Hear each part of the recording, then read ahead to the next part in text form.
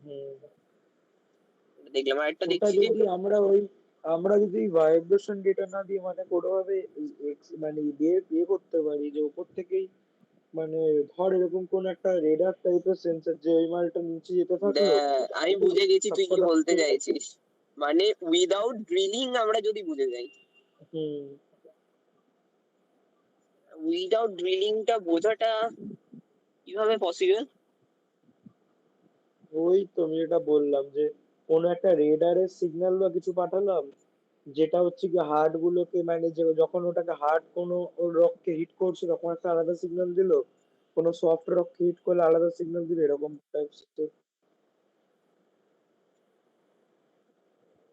মানে মানে এরকম ব্যাপার হয় নাকি, মানে যে আমি ধর কোনো সিগন্যাল পাঠালাম, ওটা রকে লেগে রিভার্স ব্যাক করলো, এরকম এরম ব্যাপার?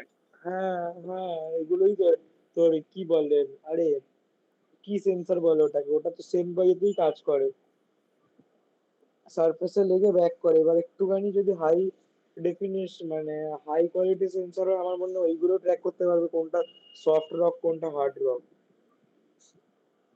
দেখ, আইডিয়াটা খুবই ভালো, কিন্তু এটার জন্য অ্যাপ্লিকেবল কি? খুবই ভালো। আর এমনি ফান্ডিংও লাগবে জিনিসটা বানাতে।